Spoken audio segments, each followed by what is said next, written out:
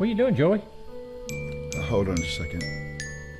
No, I cannot star in Tiger King 3. Got it. What?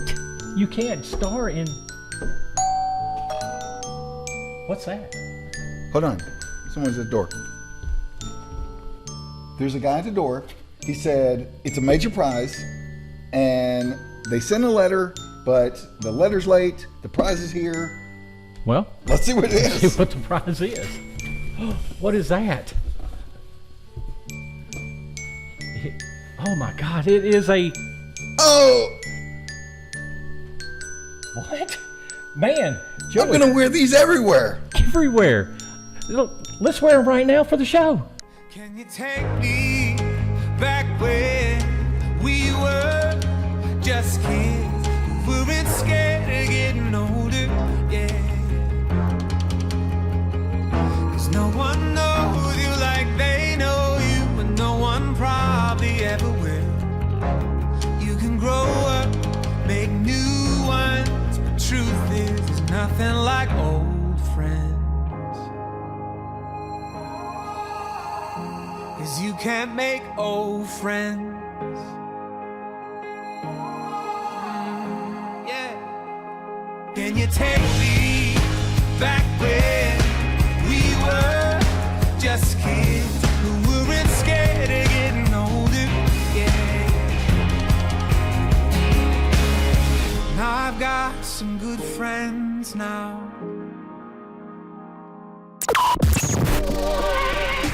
Welcome to the show that has little to no meaning and makes little to no sense. It is the show where you can expect the unexpected. This is nonsensical talk on the air and in the cloud. Those crazy hosts will talk about anything and everything. And now, from their home studios in Middle Tennessee, here is your hosts, Alan Robertson and Joey Smith. That's right. We are here. We have to go one for the thumb in the sixth and final show of 2021.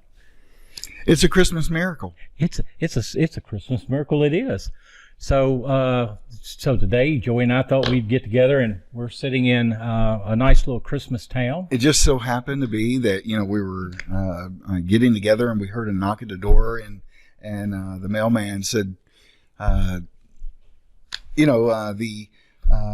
you won a major prize, and but the thing is, the telegram made it here late, and your prize is going to be here now. We opened it up, and it was a Christmas miracle. It's a Christmas miracle. It was glorious. We are both sitting here in our, as we would say, an ugly sweater, but they're not ugly. They're actually beautiful sweaters, sweaters that you can't get anywhere else. Someone said, are you guys wearing the same sweater? I said, no, we wouldn't fit in the same sweater. We definitely would not fit in the same sweater. These are two different sweaters. Separate sweaters, if you will. So Joey and I have been talking over the last couple of months about our show here, the last one.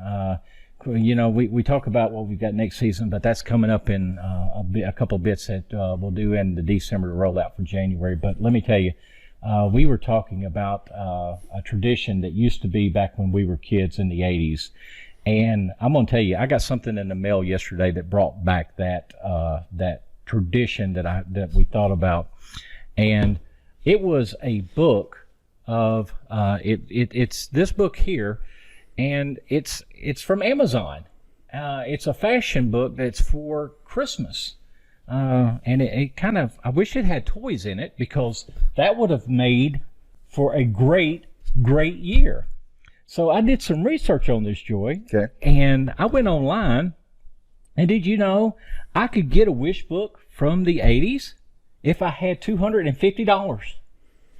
I think, how much did the Sears or JCPenney's wish book or annual catalog or Christmas catalog cost? Was it just sent free to us? Well, it was sent free, or you could go buy it for $10 at JCPenney's or at Sears. It didn't matter. They had them for $10 there, or if you bought something, they'd give them to you. So it was kind of like, okay, but now $250, somebody sat on that gold mine. And here's the sad part. I could get the JPEG for $20. Now, I'm sorry. I'm going to get a JPEG of something that or like a PDF version. Yeah, PDF version. Okay. Yeah, and exactly a PDF version. And I'm gonna pay. I've got to $20. feel it. I've got to go, and it's got to be this thick. is the thing, because that's how thick it was when at my grandmother's house, and I would just go in the closet and be in the bottom of the closet, and I would just sit and I would just look at all the things I would want to get, and there was the automotive section in it, and I was like, I'm going to have these car seats.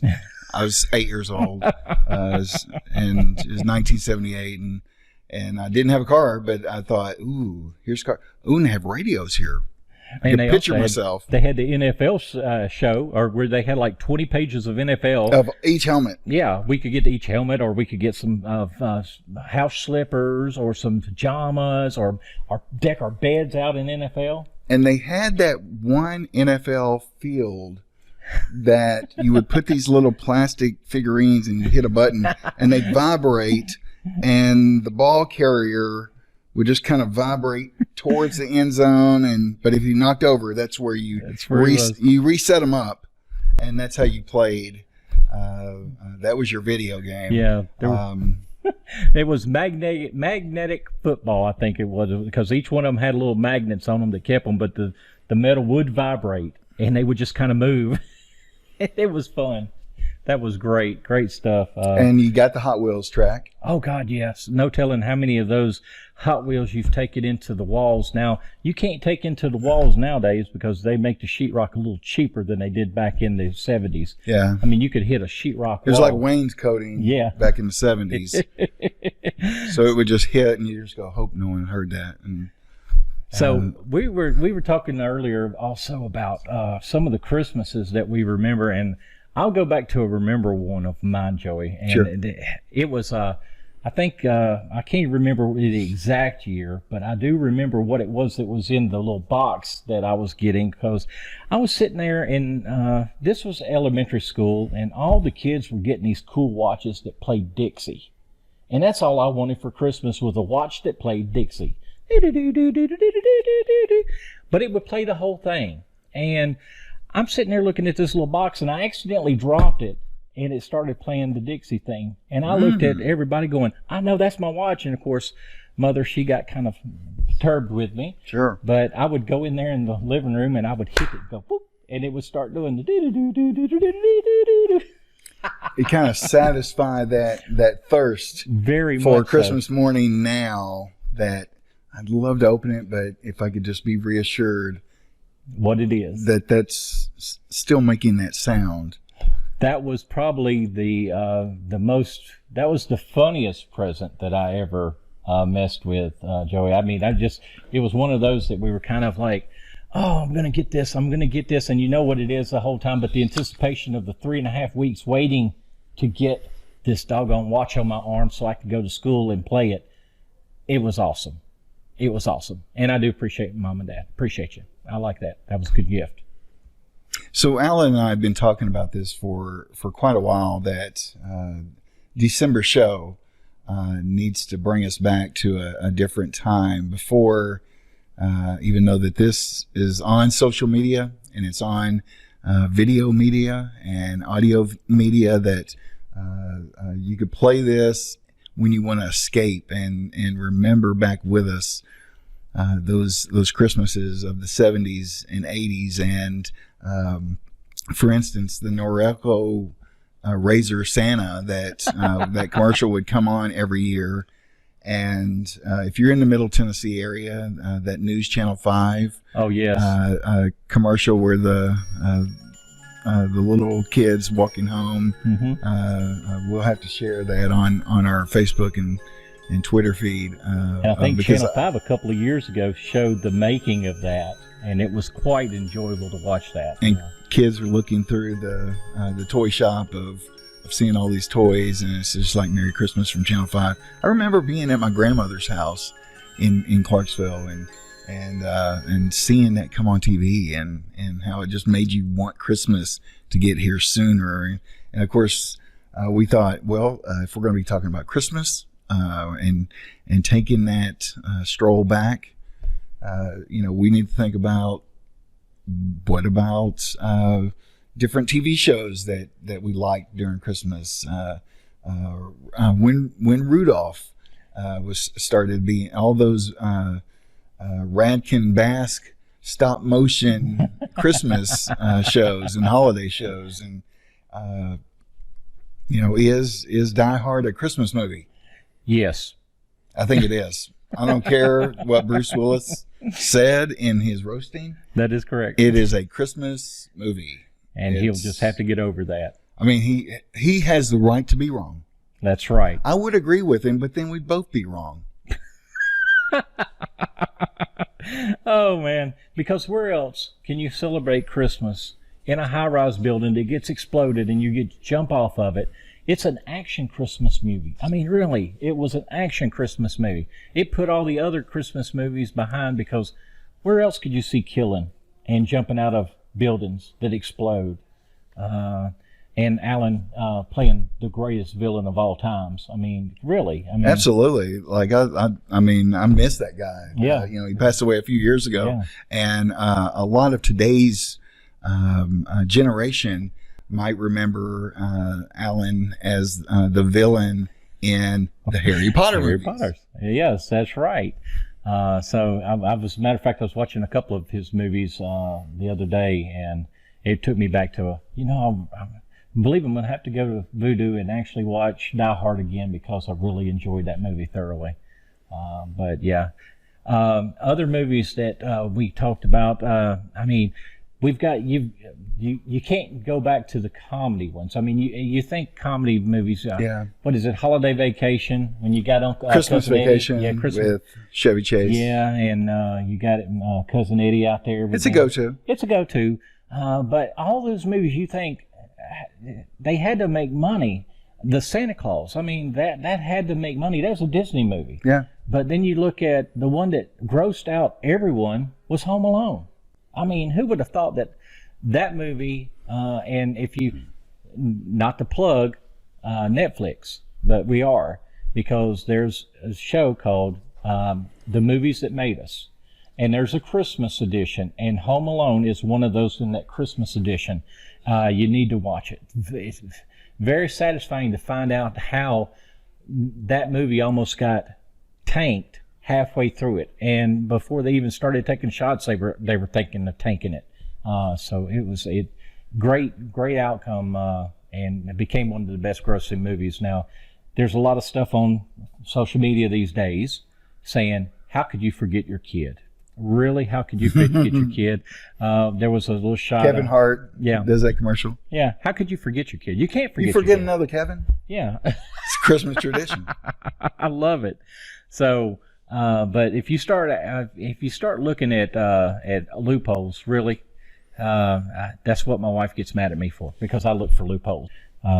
So, and other things that we talked about, Joy, was the traditions of Christmas. Now that is by far the most interesting part. That I think you and I we've been researching this for years and years. I mean, I go back as far as 10, 15 years ago, trying to research the traditions of Christmas, the traditions of the Yuletide log, how stuff became what it was, and how do we, the pagan holiday of Christmas that was started, and then you have the researchers that go back to the birth of Christ and say that it was actually in the spring when he was born and had nothing to do with Christmas. But so there's lots of things, and we don't denote any of them. Everybody can take their own. We're just going with what has been stated and what has been researched. We're not out to tell you that this is what you should believe. If you believe, that's good. If not, we're just bringing it to light. This is a true nonsensical talk. True nonsensical talk. And we can definitely talk a lot of nonsense. Of just stuff that will make you get on Wikipedia and just say, they were wrong here. It was not that year, and it was not, whenever the longest or the shortest day of the year of December 21st, and I believe it was in Scandinavia or... The winter solstice starts on that day. They would bring a green tree inside the house because it was stayed actually green. Spruces that they would bring in to show Now, There's something that survived. It was something that promised spring was coming, and that's because it was the shortest day of the year, and then the days start getting longer. That was their celebration for that. Yeah. And the first Christmas tree was actually come from Germany, and it was actually Prince Albert from Germany who sent Queen Victoria her first Christmas tree. And so you look at that, that's a long time ago. I believe if you were to try to pull back time and try to figure out all the stuff that led up to it, I mean, there's probably no set date in history that we can actually say that was the year that they started doing Christmas trees. But we do know that spruces were brought in, spruce leaves, because they're green during, like you're saying here. So that was really an awesome thing. But did you know there's 630 plus different Christmas trees? I did not know that. Yes. So, I mean, if you think about it, you got... Now, are they all in the evergreen? Yes. Like the Douglas fir, that was one of them. Every state grows them. And the funny thing is that Hawaii... So like a North Carolina pine tree. Yeah. And then you've got there's some others that, oh my God, there were so many of them, I can't even think about how many, what they are. The Fraser fir is one of them. The balsam fir is one of them. I mean, there's a lot of different brands or types of trees. So don't think that the Christmas tree that you go out and get off the side of the street, there are 630 different varieties of these trees that's grown up. And all 50 states grow Christmas trees, all 50 states. So that was something that really, really... you mentioned that the first Christmas tree from, was it the King of Germany? The Prince Albert. That sent it to... Queen Victoria. It's interesting that European connection, because I believe that it was in the 1840s when the first Christmas card was sent by Sir Henry Cole to his grandmother, and that, we try to think, when did we start buying Christmas cards or taking our photo and having it outside of the Christmas card to just tell people Merry Christmas. And well, the funny thing is that they found an old Christmas card, and this Christmas card they valued its worth at $30,000, and I was like, holy smokes, that's a lot of money for a Christmas card. But hey, people buy stuff off of eBay all the time, and this was auctioned off, and it's kind of something that just makes you think of, that's a lot of money to pay. And that's not the most expensive thing that's out there, Joey. There is a $15 million Christmas tree in Germany. I want to know what's on that tree to make it $15 million. I'm just crazy about that. So yeah, I was blown away whenever I started reading that. I'm gonna tell you what, Wikipedia, and there's a plethora of sites that you can go to find all this information out. So I guess was it Albert Einstein said it best? We're just regurgitating this, but this regurgitation is stuff that you can go find on your own. And what was one of the most, or maybe not the most expensive Christmas gift, because but what was probably one of the most well-known or largest Christmas gifts? So the largest Christmas gift was given from France to the United States, and you want to know what it was? It was the Statue of Liberty. The Statue of Liberty is the largest Christmas present ever presented anywhere. So that's some fun stuff there too. I miss it whenever, our country is, 240 years old, and some of these other countries are 5,000 years old, and you kind of miss it whenever we were young, in the 1900s, and And these creepy old countries used to just get us these gifts.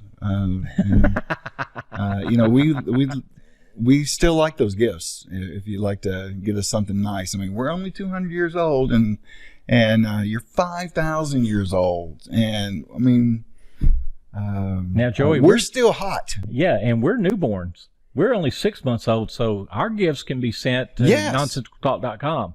We'll take it. Yeah. There's no address. Statue of Liberty. Bam. Thank you, France. Thank you, France. I would say thank you for French fries, but I don't think that. I don't think they came from there. I think we just called them that. Oh, that's fun. That is fun. But you know what's interesting on the Statue of Liberty? It was 1886. Yes. Our country was over 100 years old. And that makes me think back to the Christmases of the colonies that, we have a lot of folks that came from Europe, and were trying to escape pagan holidays. And there was actually recorded laws where during Christmas, because it wasn't really a religious holiday, it was a party. It looked more like Halloween. It was a party on the street and a parade, and people wore masks, and the town pauper or homeless person would come to your house, and you better give that person some of your best food and best ale, or they're going to play a trick on you. So when the colonies, when we became the United States and the Constitution and the Revolutionary War was over, our country went over 60 years without Christmas being a federal recognized holiday. Mm-hmm. You remember, we just got in a war with the British, and you normally don't. After that's over, you normally don't try to think of, hey, let's adopt some of their traditions. Yeah, let's use some of their holidays, and until about between 60 and 70 years, there are several of our leaders of our country said, you know what, we need to have some holidays on the American calendar. And so that is some of our oldest dates of dating back to a different type of a Christmas. Instead of a European Christmas, we took some of those traditions, but you started seeing images of Santa Claus. Yep. And Santa Claus was actually got, if I remember correctly, some of the latest models of Santa Claus that are out now come from Coca-Cola, if I'm not mistaken, whenever they started doing their campaign back in the day. And they made the fat little jolly man in the red suit and kind of morphed him into that,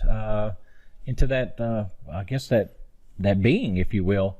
But, you know, Kurt Russell probably said it best in the Chronicles, Christmas Chronicles there on Netflix. He says, I'm not that big. I'm not that jolly. And I don't say ho, ho, ho.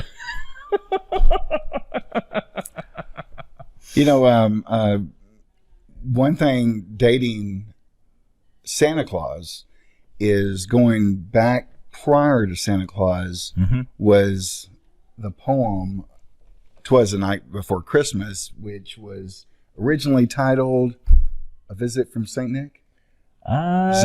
I think so. I think it's because I remember the old fable on St. Nicholas is, now there was a St. Nicholas that they kind of named after, but what and some of the traditions that rolled off of St.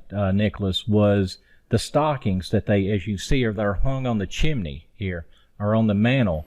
That was actually done because there was a gentleman by the name of St. Nicholas that this father couldn't marry his daughters off, and he had 3 daughters, and they had did the laundry, and they had put their stockings by the fireplace to dry, and the guy by the name of St. Nicholas came and threw coins down, gold coins down in the chimney, and when they woke up the next morning, there was gold coins there by their stockings that were hung. So that kind of started the stocking tradition of putting stockings on the fireplace mantle.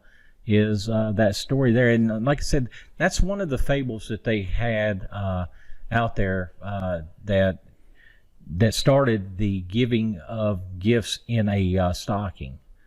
Gift giving goes way back further than that, Joey. As a matter of fact, I think the gift giving came from the actual gift of giving to the gods.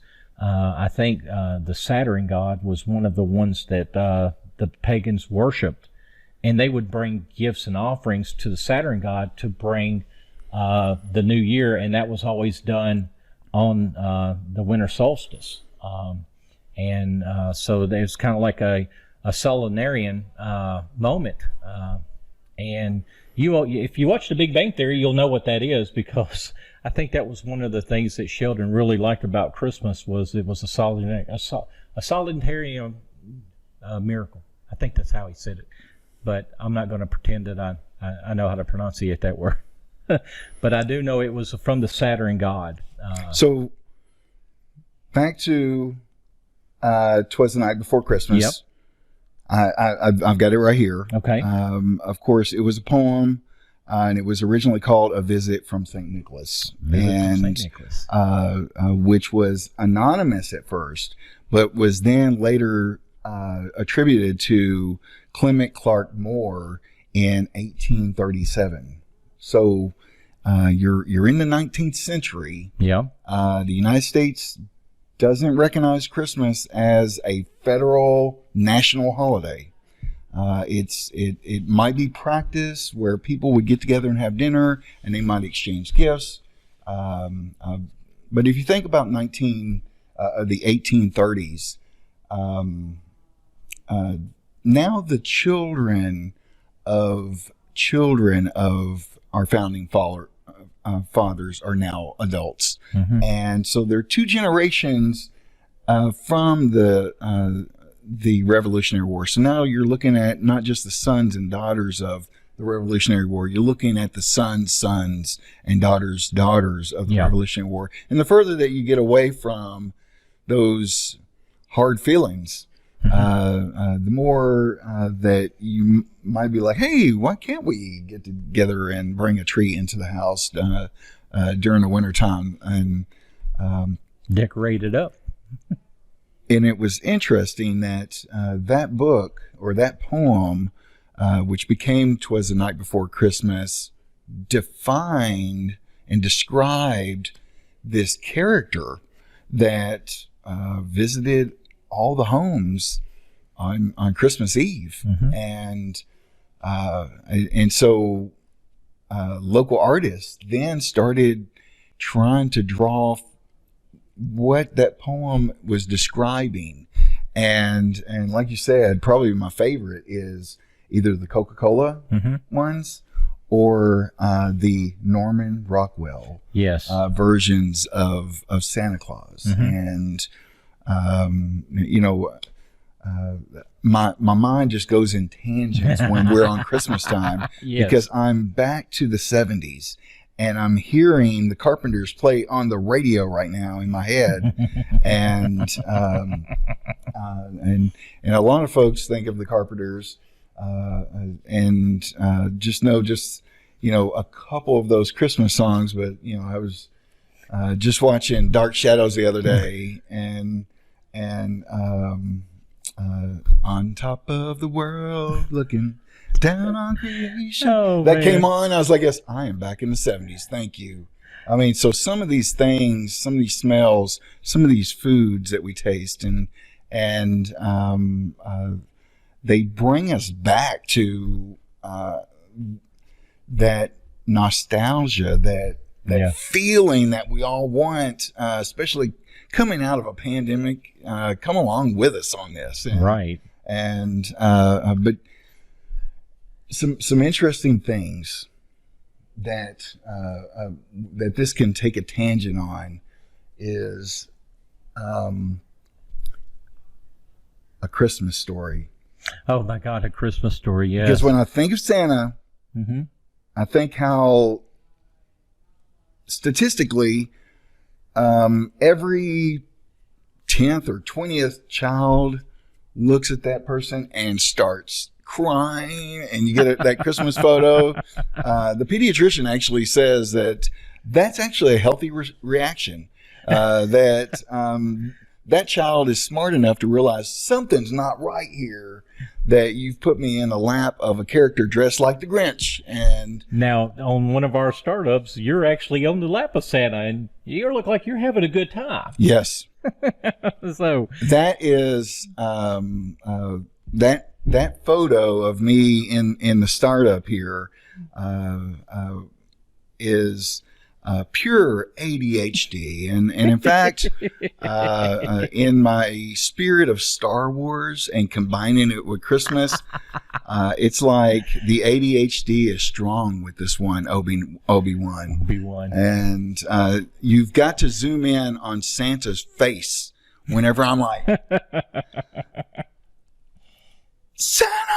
I mean, you can almost hear Will Ferrell's Santa voice Oh, yes. saying Santa when you see that picture of me as a child on Santa's lap, and Santa's face is just like, I don't know if I want to be around you, but okay, let's do this this picture real quick. kid is very excited. And speaking of Santas, did you know that Santas make about an average of $30 an hour working in the mall? But if you are an event Santa, which means that you're a little bit better looking than the average fake beard Santa, that you could make anywhere from $100 to $500 an hour. But several years ago, Santa Claus made $1,200 an hour. Ooh. Because he went to someone's house on Christmas Day and worked for 1 hour and made $1,200. So that's stuff you got to go find that stuff. It's out there. It'll tell you. And I can't remember the name of the guy that actually dressed up as Santa, but he is our traditional Santa with the real beard, the white hair, all of that stuff. The Tim Allen that morphs into that Santa in a matter of a minute, right before Christmas time. But that's who he is, and that's he looks like your traditional Santa. $1,200 an hour.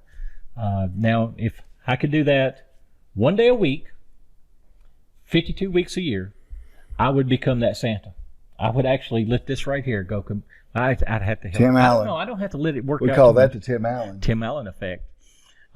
Just like at the end of this show, whenever we pull out our Michael Bay and send him around to look at Christmas lights for our shining moment, I love that because I hear that now all the time, and I'm like, oh man, we get a shining moment just like that wonderful NCAA men's basketball gets that. And for our new listeners, our Michael Bay is our drone. Yes. So we can get those Michael Bay video shots that he used to do with a helicopter making the Transformers movies and Bad Boys type films where he's just flying over a Lamborghini in a car chase. And Yes. so we call our drone Michael Bay. And so new listeners, Michael Bay is our drone. That's the name of it. Yes, it's not News Channel 5. The Sky 5. Yeah. Hashtag Leland Sadum. It's Michael Bay. It's like, Michael Bay. There's other people. I mean, you can name your kid Michael Bay. And, Yeah. And you have the rights to that. And Yeah. we just happen to name our drone Michael Bay. It's coincidence. Yeah, very much. I mean, even though he does that overhead shot, it's Yeah. just a coincidence. Yeah. Oh, you did that too. Yeah. Oh, yeah. We And do I that. I hadn't even seen any of your movies. Yeah. I've seen Star Trek. I've seen the last Star Wars. I've seen a lot of Michael Bay. So, but I just like that name. So there we are. Okay. Now, tangent back to Tangent back, going back. or tangent away. One or the other. So in case you're just watching this the first time, What's the first Christmas song on your head right now? the first Just shoot from the hip. Jingle Bells. Let's hear about it. So Jingle Bells, the reason why that's the one that pops in my head is that was not actually a Christmas song. That was written for Thanksgiving. So there was a gentleman in Savannah, Georgia, his name was George or James or son James Lord Piperpin or whatever. But in 1850, he wrote the song Jingle Bells, and this song Jingle Bells was a traditional Thanksgiving song. But somehow or another, it just morphed into a Christmas song.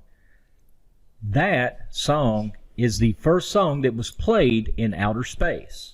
And it was actually December the 16th in 1965. It was Gemini 6.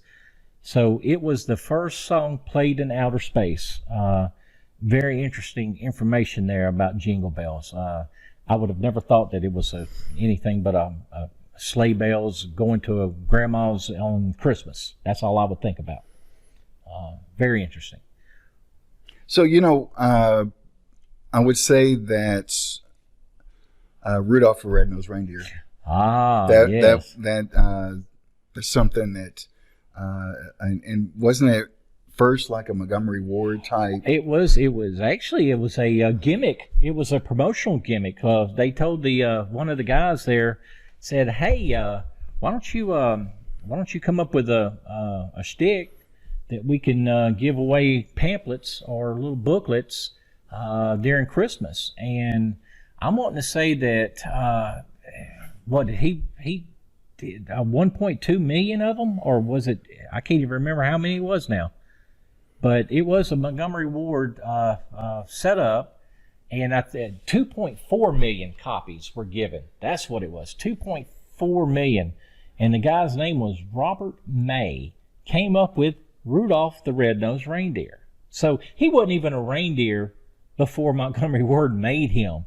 It's almost like Santa Claus was made by Coca-Cola. No, it wasn't. It really So wasn't. we did know what the 8 reindeers' names were from the poem. Yes, but did you know? Rudolph came later. Very much later. But did you know that the original names of the reindeer were not the names today?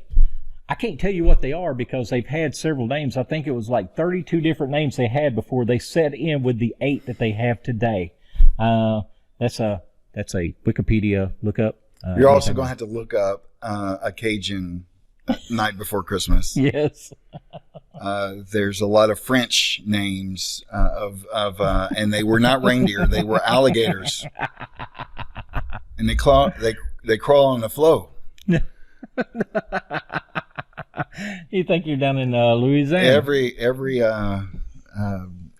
Every line is. I believe that if you're in the New Orleans area, more likely you might argue that it came first and 'Twas the Night Before Christmas copied 'Twas the Night Before Christmas Cajun version, and yours is the original. And I'll just nod my head yes and say, I can't prove you wrong on that. No, that is also about. And now I'm going to have to go look it up, Joey. Oh my goodness, it is very, and you need to hear it. Try to read it first. Because it's phonetically written, where you're trying to say these lines with. I'll have to see if I can find this. That's classic. Some of the other. Here's an interesting thing. You know that Black Friday. Everybody goes out shopping on Black Friday. I did some research, and they said that Black Friday was not the busiest day of the holiday season. They just name it Black Friday to try to get you to come out. The actual busiest days of the holiday season is always the Friday and Saturday before Christmas, because Americans are nothing but procrastinators. And that was actually... I see that. That was actually something that was... some people like the pressure. And to today, sorry, Mother, you're the only one I don't know what I'm getting you yet. Sorry. But I'm not going to procrastinate because I have a lovely wife that reminds me every day that, what are you getting your mother? What are you getting your mother? What are you getting your mother? So we'll find out shortly what I'm going to get my mother. It better be before this airs. I don't know if it'll make it because that's only 2 weeks from now. I like your honesty, though, because he wants the gift to be so special. Yes. That he didn't want to pick it in November. He wanted to have like a simmering stew of ideas to find that perfect Francis gift. Yes. And She can't just be given something. She's got to be given that perfect gift, and that perfect gift, it'll come up one day, hopefully here soon.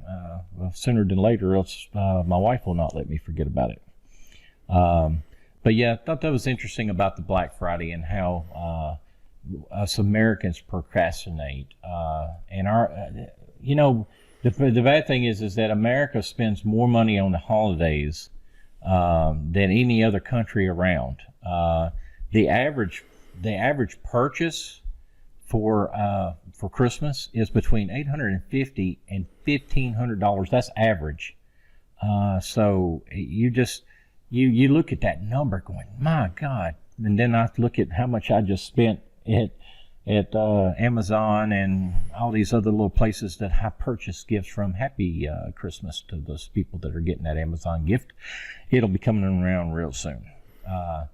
But yes, that was kind of one of those things I started looking at. And if you add that up at how many households that we have in the United States, which we have a housing shortage, so there's a lot more households than there are houses from what I'm getting or collecting. That's a lot of money. And so it's just, it's whoo, spend that money for Christmas.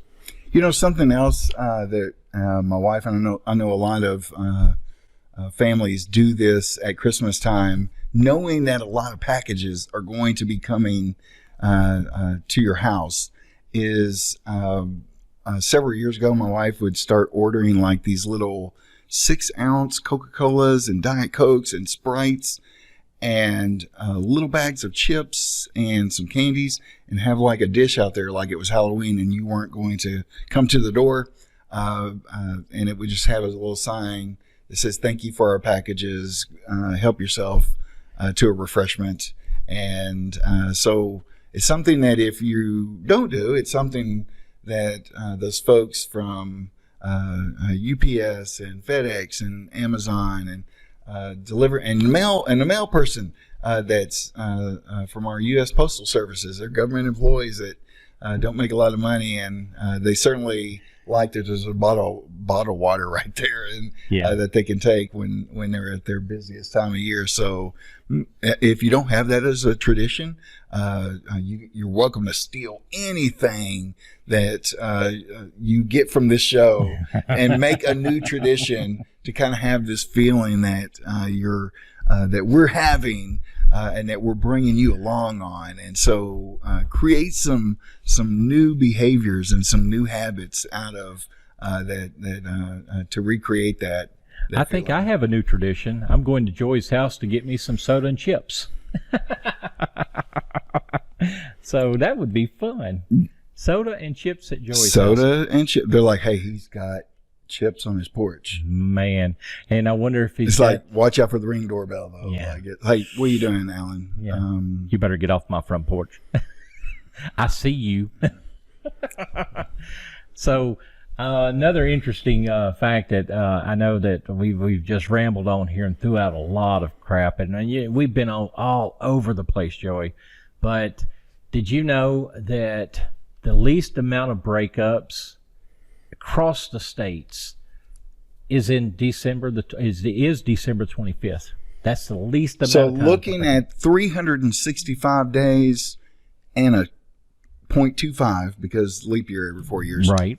When looking at those 365 days, that's 365th for the least. Yes. So if you've made it, I'm wondering how they measure that.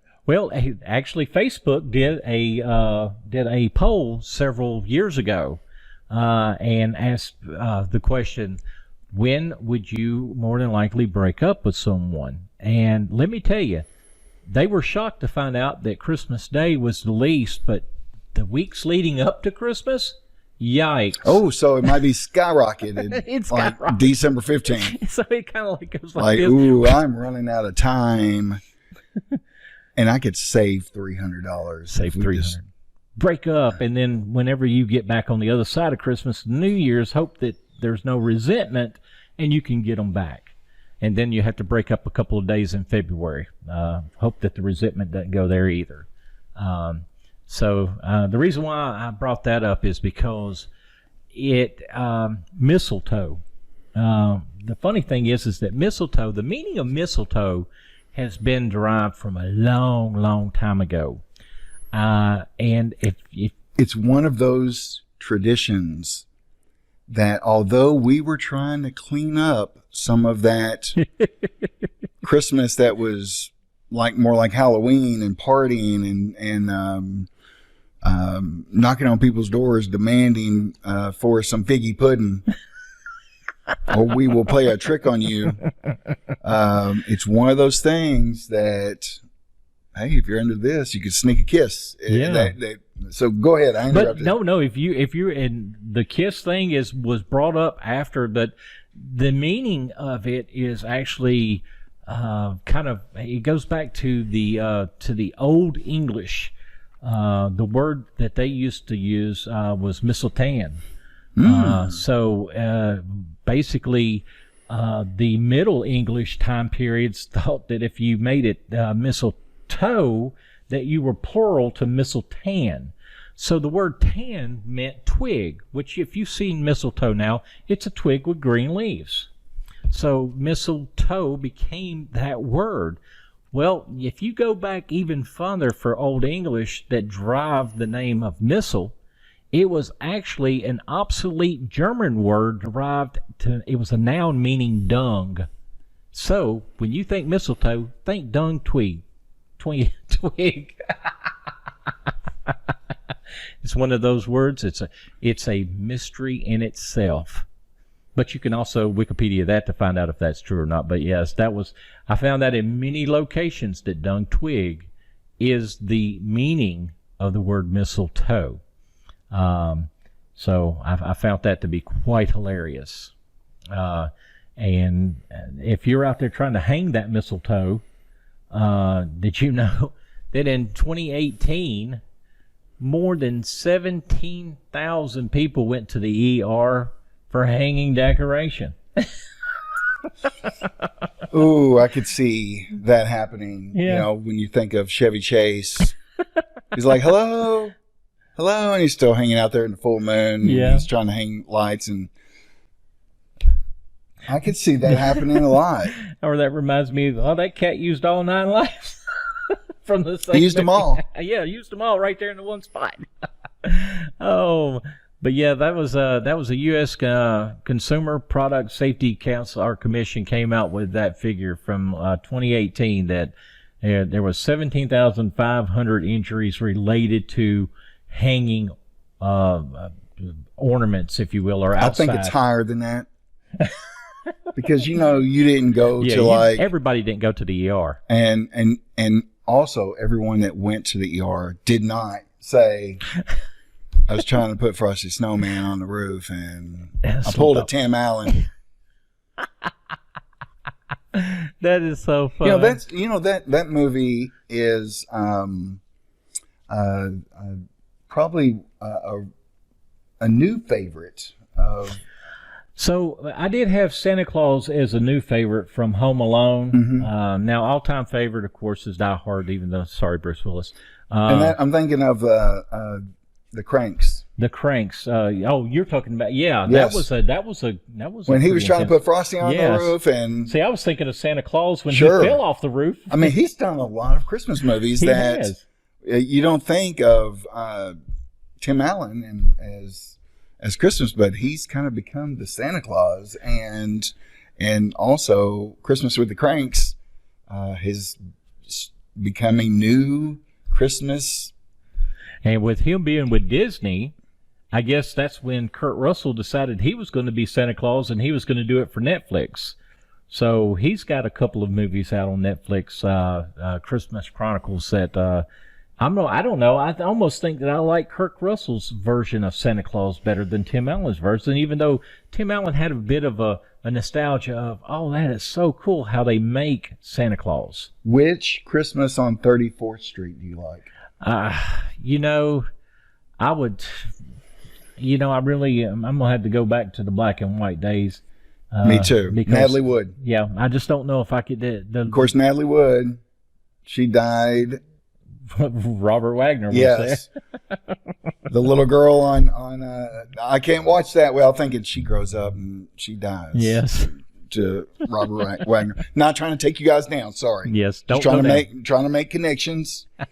But that is still my favorite version of Miracle on 34th Street because especially whenever she plays that part so good that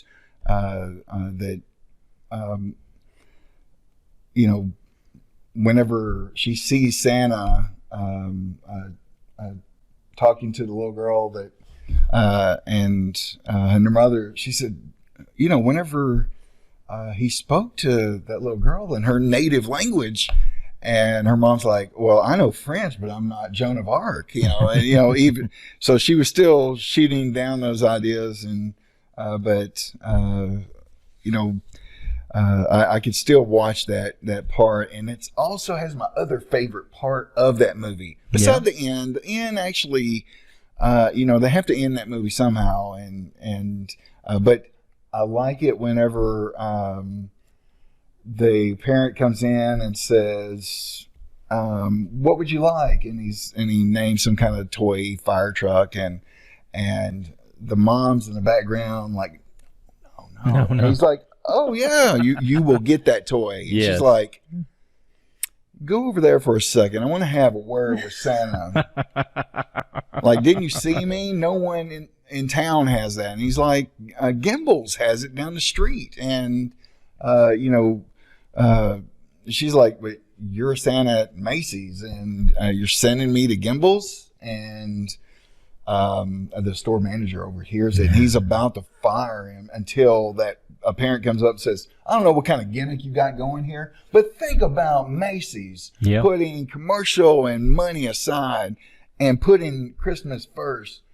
And then the manager was like in the office and like, it's another phone call wanting to, the secretary walks in wanting to thank you for what Macy's is doing of directing them to where to get this toy. And they can't fire him because of that. But several years ago, of course, I work at the health department, and several years ago, we had a challenge where we didn't have enough immunizations in our building. Right. And we created this thing called, we had a lot of kids that moved to Clarksville because of Fort Campbell. Right. Not just stock up on immunizations for school shots and in August and July, but we have a lot of folks that move here mid-year, unlike other communities. And so, we called, it might be a month before you can get a new patient visit to a pediatrician to get those immunizations. But we found out that a lot of pharmacies had back to school shots, not just flu shots, but you can get your back to school shots at Publix or the medicine shop or several of our partners. So we called every one of them and found out that some of them if we couldn't bill your insurance, well, you might have to pay full price if we don't have a contract with that insurance. But this pharmacy here has that insurance, and it wouldn't cost you anything. And so I was telling our commissioner at the time that we call this the Miracle on 34th Street. Look, the most important thing is that they got their back to school shots where they can start school here. It doesn't matter if we gave it to them or if our partner in the community gave it to them. The kid is now protected from the measles and or mumps, and so we call that our Miracle on 34th Street. That's nice. Because of that, that we would tell you the best place to go to get that, and that's cheaper than us if you had insurance that we didn't have a contract with, and so, but when you were saying that the least breakup day of the year is Christmas Day, right? It made me think of this. I think it was early 90s Boys to Men Christmas Interpretation. It's one of the best Christmas albums. I'm just going to tell you. Christmas Interpretation, Boys to Men. Even Will Smith, when he was doing Fresh Prince of Bel-Air, aired parts of that song in one of the episodes. Yes. In one of their Christmas episodes. But there's a song on there is Who Would Have Thought? And it's like, who would have thought we'd fall in love on Christmas Day? And so when I first heard this song, it's just like, you're just driving, you're just thinking, oh, this is a nice melody. And then I listened to the words because I do that. And I'm like, who would have thought I'd fall in love on Christmas? That is rare. That is. I mean, you know what it takes to fall in love?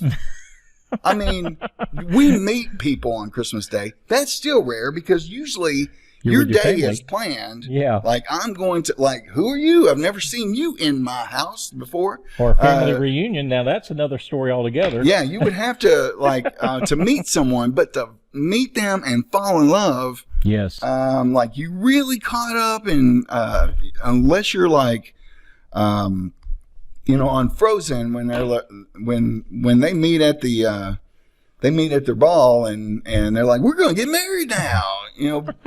We both finish each other's sandwiches. And so now you were saying something about the Christmas ring or getting proposed. Christmas Day is the most proposed day. So not only is it the least amount of breakup, but they also propose more on Christmas Day than any other day of the year. Let me just tell you guys something. We're about to have a conversation that you might not enjoy. There's a certain percentage of you that has yet to propose. There's some of y'all that have already proposed. I'm sorry that if you did this, no offense, but this is something that could be said after this proposal date. Yes. If you propose on that day, you better have that person also a Christmas present. An alternative in addition to the engagement ring. Yes. That's not the present. That is the thing that if you got engaged any other day, it comes also. And so otherwise, when you're in a fight later on, not from experience or anything, because I didn't get engaged on Christmas Day, but I'm an observationist. And so I observe humorous things, and then I observe things that, that is humorous, and I'm not going to do that. I'm going to learn from it. So if you are going to propose on that day, and you don't want them to ever say, I never got a Christmas gift. What else did you get me? You don't want that to follow up. Like this. Better have a box. Well, that's going to be later on tonight, or are we ready to exchange gifts? Or you because give the gift first. This is an addition to this. Give the gift first, then the engagement ring. Back to Boys and Men. Yep. Who would have thought I'd fall in love on Christmas? That is not just rare. Like, hey, Alan, who would have thought I'd fall in love on Christmas Day? It's so rare, it should have been on a Boys to Men Christmas album. So good job, Boys to Men. Yes. Because that is so rare. It should be on one of the greatest R&B Christmas albums, is how rare falling in love on Christmas Day is. Just like breaking up on Christmas Day is rare. But falling in love? Just as rare. I mean, it's rare already on... I mean, how often do people fall in love? A couple of times in your lifetime? Or sometimes it's only one, right? One. That's right. One. My wife could be down there listening. I want to know, one time is all it is. That's all you fall in love, one time. Then you marry her and you stay with her. Then there's also the other wonderful facts that we were jetted over to getting married from Christmas to I think I made a mention of the most expensive Christmas tree of being $15 million, and that's in Germany. So another German fact about Christmas. Did you know that tinsel was invented by taking real silver strands and laying them on the tree? So if you've got tinsel, I don't have tinsel on this tree here, so that's a statement. I don't have tinsel. That was the rich people. The rich people put tinsel on their trees. So you had a My grandmother saved the tinsel. So at the very end of Christmas, we would have like this cellophane or aluminum or a box it came in, and you would grab it and you would start laying it back in the box. And that's one of the most cheapest ornaments, or one of the decorations. We saved it, and we used the same tinsel every year, and so. That is. But of course, my grandmother was raised right after the Depression, and or during the Depression, was born in the 30s, and so. Oh my Lord. Saving tinsel. I remember it was $1 a pack. You'd buy 4 packs, deck your tree out, and if you had a real tree, just throw it on the street. But unfortunately, the people that didn't have real trees, which I did not, we would always have to pull it off of the Christmas tree before you put it back in the box. I saw a commercial for make sure that you're watering your Christmas tree, and it had a skeleton and a fire behind it. It looked like Iron Maiden, that Christmas album. It's like, or Quiet Right. Come on, feel the noise. That's Girls, rock your boys. They can make that a Christmas song. They could make it a Christmas Quiet song. Right Christmas. Quiet Right. I don't know. That could be a Quiet Right. It almost reminds me of Pete Sweaty. A Quiet Right, yes. Yeah. If you take it to Seasons Eatings. Welcome to Seasons Eatings. So if you our guest speaker today is we've been wanting to get him on here for years. Pete Sweaty. It's like it sounds like season greetings, but it's season eatings. And but he's got a lot of delicious dishes that we would like. And so if you don't know what we're talking about, go watch Saturday Night It's Live. one of our favorite Saturday Night Live episodes of Pete Sweaty. Yes, and we won't tell you what he's bringing to the show, but it's hilarious. And so Pete Sweaty, he has like these Christmas chocolate balls, but he names them after himself. Yes. And so you just have to watch Molly Shannon and Alec Baldwin and in that Christmas episode of Saturday Night Live. Yes. And it'll take you down memory lane.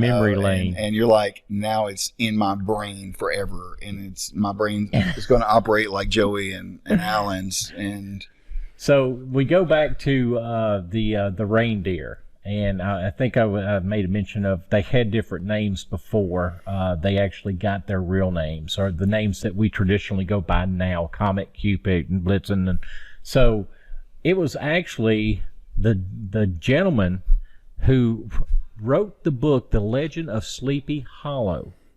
Washington Irving? Washington Irving. He is the one that came up with the name of the 8 reindeer. For us here in the Americas, if you will. And that's just stood the test of time. He kind of like became that traditionalist of, okay. And he also wrote a lot about St. Nicholas. So you'll see a lot of books that he wrote about St. Nicholas. And like I said, he's the one that kind of named the 8 tiny reindeer. And that was long before Rudolph. Don't get me wrong, long before Rudolph. But that was one of those that kind of caught my eye whenever I saw that, because I knew he did the Legend of Sleepy Hollow, but I didn't realize that he was also the person that named the 8 tiny reindeer. That's another one of those wonderful things when you go back and look at St. Nicholas and the stories that got there. So when we're thinking about Christmas, and we also think about in the Christmas tree. Mm-hmm. We also think about the Christmas tree lighting in Rockefeller Center in New York City, mm-hmm. and which I believe that you say it. Was it like only like 20 feet tall or something like that? 20 foot tall, and didn't even have no decorations on it or lights. It was just a tree shoved up by construction people in the middle of Rockefeller Center. And then they didn't do it the next year. So, It's like that wasn't a tradition. no. We just did that. So And then the people like, we want it now. Yeah. How dare you? Then that third year, I think it was their second annual. The third year was their second annual lighting, or their first annual lighting, but their second tree, which was 50 foot tall and did have ornaments and decorations on it. So Rockefeller Center, that tradition came from construction crews, not from the wonderful people in the mayor and government's office or the Rockefellers themselves. That actually came from construction workers down there. So interesting facts that you can glean when you look at the history of Rockefeller Center. Now, of course, you and I grew up in rural Kentucky. Yes. And so it was a little harder for us to get into the family vehicle and ride around and look for Christmas lights because you had to hunt for them. Yes, it was not. You went to the one house that put some Christmas lights up is what it was in rural Kentucky. I think it was on Highway 117, that little one at the corner that always had like 20,000 Christmas trees hung upside down, right side up in the drive-through. So if you remember that, hashtag we love you. Okay, I need to ask you a question. Okay. When you see the LED Christmas lights that are not soft but daylight, Yes. very bright, do those aggravate you? Or you still like go, yeah, that's pretty? No, I actually love them more because they are brighter. Okay. I mean, used to remember driving by the houses and looking at all the bright lights, and as time's gone by, they've gotten brighter. And the nostalgia of the brightness is what I look for. You like white lights or colored lights? Well, if you look behind me, I like white lights, but I prefer color lights. I like A mixture. I believe that we've made it a decorating feature of having the clear or white light bulbs in the home. But there's something whenever I see those incandescent color bulb, Yes. red, blue, green, that are decorated, wrapped around a bush outside. That kind of takes me back a little bit where I'm like, yes, that is really good. I like that. But I wouldn't go and just buy a string of the bulbs that are different colors. But whenever I see it and I know it's those glass, When you think about it, though, Yeah. Joey, if you look at it, nowadays we pay for that electricity. So you're like, I want the LED, not the Right. incandescent. absolutely. Because if you leave them on overnight, that's And it's hard to get those. Yes, very hard. Uh, Thanks, Al Gore, for knocking out the incandescent light bulb. another Tennessean, Sorry. Smith County. But talking about now, that's a good transition to Middle Tennessee, because there's something that happens in Middle Tennessee that if you are from Southern Kentucky or Northern Alabama or anywhere, if you want to come to Nashville, at Christmas time is a good time because you can go to Broadway and experience all of the honky tonks and the music, but you can also go to Opryland Hotel. Yes. And you can go to the Grand Ole Opry, which is right next to it, and watch a show. But Opryland Hotel is decorated. It's the city under lights, and it is decorated for Christmas. There's a lot of people that go there and pay $20 parking just to go in the hotel and go from each of the areas. And so if you've ever been to Orlando and you saw the Gaylord Hotel that's in Orlando, we built the first one In Nashville. That is the Opryland Hotel. It just happens to be in Orlando. There's one in Texas, and I believe there's one in Washington, D.C. Yes. And so that is a great activity to go and do. Yes. They have, many times they have ice sculptures that you can go in and put a big park on. You have to put the big jackets on that they provide. And there'll be a theme. It might be a Charlie Brown Christmas. That was we didn't even like- talk about Charlie Brown Christmas. No, it's that's right. That's wrong. Charlie Brown. We have left out Charlie Brown. No, we don't leave out Charlie Brown. No. We brought him up. Yes, we did. He's he's in here. But and of course, we didn't even think about it during Charlie Brown Halloween because we were talking about the Bell Witch. The Bell Witch had nothing to do with the Great Pumpkin. No.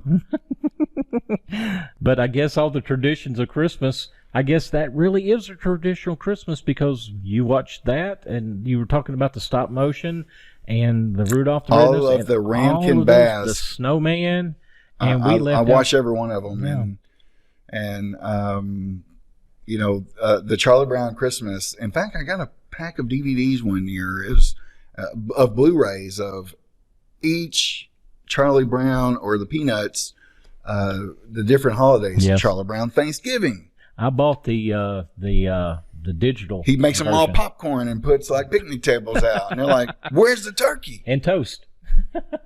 And Peppermint Patty didn't realize how hard he worked. Yes, she just got mad because he didn't have no Thanksgiving turkey. Yeah. And here we are into Christmas, and he couldn't even get a Christmas tree. What time's dinner, Chuck?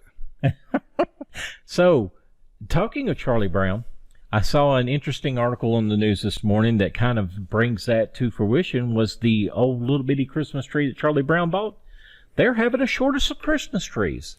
Who would have thought that you would have had a shortage of Christmas trees? Of the Charlie Brown trees. Of the Charlie Brown trees, because they were showing the guy walking around saying the average height of his trees this year were between 4 and 5 foot tall. Now, I'm sorry. You go out and buy Christmas trees. You can go out and buy 7, 8, 9 foot tree, but this year it's a 4 or 5 foot tree, and that's the max you get. Yeah. And the reason why is because of all I actually know some people that like to just get a smaller rosemary tree and put it like on a table or on a counter, and they'll decorate that, and they might be in an apartment, and actually it turns out nice. I'm like, ooh. Our first year here. That's not, there's nothing wrong with this. Nope. The first year we moved in on the 23rd of December. And so we didn't have time to put a Christmas tree up, so we had a little ornamental tree we stuck on the bar over here. And that was Christmas. We did not decorate for Christmas our first year here, but we've made up for it since. And every year we keep adding more. So that's always fun. And some of the things that we haven't added out here is the candy cane. Now, candy canes were not always a Christmas tradition. For some reason, they didn't become popular for Christmas until like 1847. The first thing that the candy was made for, the candy cane was made for, is to stop children from having antsiness during church because of the marathon churches that they had during that time frame. So you might go to church till 3 in the afternoon. Yeah, and they would give them candy canes, or the grandparents would make the peppermint candy canes and give them to the kids to get them to be quiet during the service. And like I said, it wasn't until 1847 that somebody took those candy canes and hung them on their Christmas tree. And the next thing you know, they become a Christmas tradition. How did that happen? Yeah, I mean, it hangs perfectly whenever you're doing that. But you know what that reminds me of? What's that? George W. Bush was at an event, and he was set next to President Barack Obama and Michelle, First Lady. They're neither one. Both of them are ex-presidents. Yes. But you'll have to Google this. But George W. Bush has like a handful of candy. He reaches over to Michelle and just kind of drops it there in her lap, like we're at church. And she looks at her lap and she's like,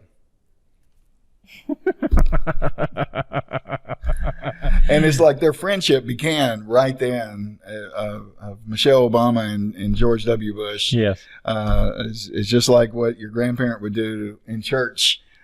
He played that role, and they were just immediate friends. I love that. That is awesome. That is awesome.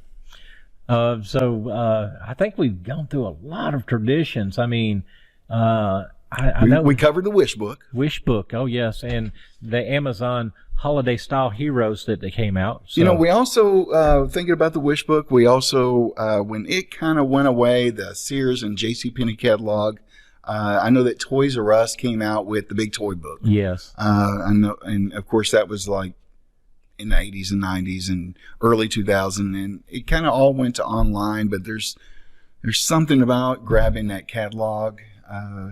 It was right before they stopped. I think the Toys R Us used to have the big flyer in the Sunday paper after they stopped doing their book, and they would have like 20 pages of colored pages of toys, and that kind of had a little nostalgia of that wish book era. But who remembers going through the wish book and picking your Christmas? Circling it. Yes. Your parent would come in and say, you have a $100 limit, and if it didn't add up to 99.99, you were uncircling something and circling something else to make not this. Nope. Get rid of this and make that. If you remember that, you are in great company here. Because we enjoyed that thoroughly.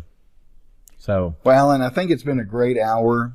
Yes. And we are so glad that you came along with us on this journey of Christmas history, Christmas nostalgia.